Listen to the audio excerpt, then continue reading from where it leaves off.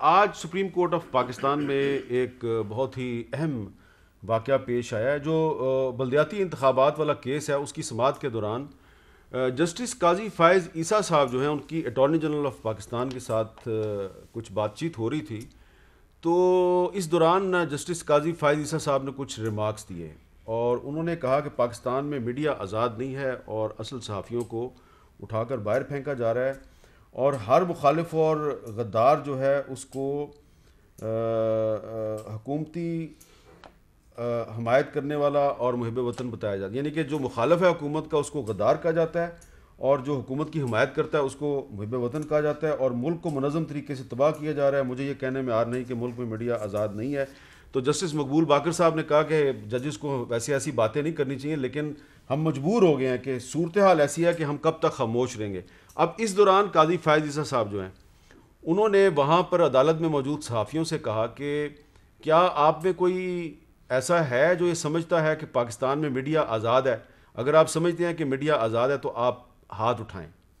تو کسی صحافی نے ہاتھ نہیں اٹھائے. پھر انہوں نے پوچھا کہ کیا آپ کے خیال میں میڈیا آزاد نہیں ہے؟ اگر آپ سمجھتے ہیں کہ آزاد نہیں ہے تو ہاتھ اٹھائیں. تو سب نے ہاتھ اٹھا دیے. تو اب وہاں پر اٹارنی جنرل صاحب موجود تھے. یہ صورتحال جو ہے اس صورتحال میں حکومت کو خاموش نہیں رہنا چاہیے, بتانا چاہیے تو کہ یہ کیوں ایسی صورتحال پیدا ہوئی ہے. لیکن رانا ثناء اللہ صاحب یہ ڈبیٹ آج یہ بھی چل رہی ہے کہ یہ میڈیا جو ہے یہ پہلا دور نہیں ہے جب وہ آزاد نہیں ہے. آپ کے دور میں بھی پابندیاں لگتی تھی, پیمرا کے ذریعے پابندیاں لگتی تھی, اس سے پہلے پیپلز پارٹی کے دور میں بھی لگتی تھی, اس سے پہلے مشرف کے دور میں بھی لگتی تھیں. تو یہ آپ یہ نہیں سمجھتے کہ ہماری پارلیمنٹ اور جوڈیشری جب تک ٹوٹلی انڈیپینڈنٹ نہیں ہوتی تو میڈیا بھی جو ہے وہ اس کے ساتھ یہی ہوتا رہے گا؟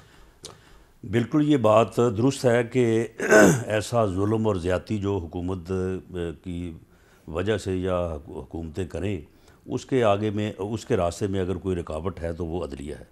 اور آزاد عدلیہ, متحرک عدلیہ کے ججز جو ہیں وہ ان چیزوں کا نوٹس لیں تو یہ کسی بھی معاشرے کے ٹوٹنے اور کسی بھی معاشرے کے افراتفری اور انتشار کا شکار ہونے سے بچنے کے لیے بڑا ضروری ہے. میں سمجھتا ہوں کہ عدلیہ کو اس وقت جو ہے وہ ایسی چیزوں کا نوٹس لینا چاہیے. اگر عدلیہ خدا نہ خواستہ اگر اس میں ناکام رہتی ہے تو یہ معاشرہ جو ہے یہ افراتفری اور انتشار کا شکار ہوگا. آپ مجھے بتائیں کہ اسلام آباد سے لوگ اٹھائے جائیں, صحافی اٹھائے جائیں اور کوئی 10 گھنٹے بعد کوئی 2 دن بعد جو ہے وہ واپس آئے. کوئی کہے جی میں شمالی علاقہ جات کی جو ہے وہ سیر کو گیا ہوا تھا, کوئی کہیں جی میں ادھر جو ہے وہ فلاں جگہ پہ جو ہے وہ فون گھر میں چھوڑ کے بھول کے تو میں فلاں جگہ پہ چلا گیا تھا.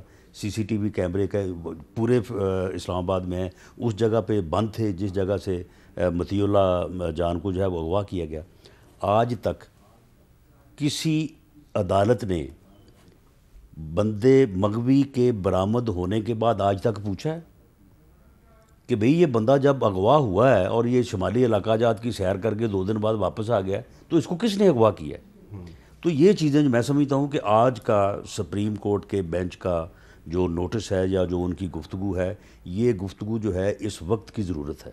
اگر یہ نہیں ہوگی اور اگر یہ عدلیہ اس چیز کو جو ہے وہ اسٹیبلش نہیں کرے گی تو یہ معاشرہ جو ہے یہ افراتفری اور انتشار کا شکار ہو جائے گا. اچھا ناز بلوچ صاحب, جس طرح مطیع اللہ جان صاحب جو ہیں وہ اسلام آباد سے اٹھائے گئے, اسی طرح کچھ دن پہلے کراچی میں علی عمران سید ایک صحافی ہیں جیو کے, ان کو اٹھایا گیا اور اس سے کچھ عرصہ پہلے عزیز میمن صاحب سندھ کے ایک صحافی تھے, ان کو قتل کر دیا گیا اور ان کے قاتل بھی ابھی تک گرفتار نہیں ہوئے. تو صورتحال جو اسلام آباد میں ہے, پنجاب میں, خیبر پختونخوا میں, صورتحال ویسے ہی سندھ میں بھی ہے. تو کیا آپ یہ نہیں سمجھتی کہ آپ کی پارٹی کو چاہیے کہ سندھ میں جہاں آپ کی حکومت ہے تو آپ کم از کم اپنے ایکشن سے یہ ثابت کریں کہ آپ عمران خان کی حکومت سے بہتر ہیں؟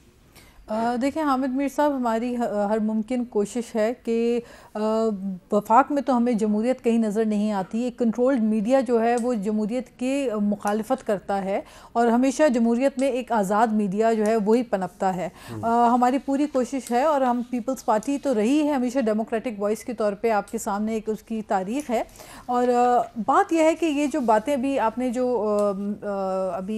جو معاملات مطیع اللہ جان والے ہوں یا دوسرے دیگر جو معاملات پہ بات ہو رہی ہے، یہ تمام چیزیں، ایون عزیز میمن والا جو کیس ہے، یہ سب اسٹینڈنگ کمیٹی کے اندر یہ معاملات جو ہے اس وقت چل رہے ہیں، اور اس کے اندر ہم نے بہت ہی ہر میٹنگ میں یہ معاملات ڈسکس بھی ہوتے ہیں اور اس کو ہم فالو اپ بھی اس کا لے رہے ہیں۔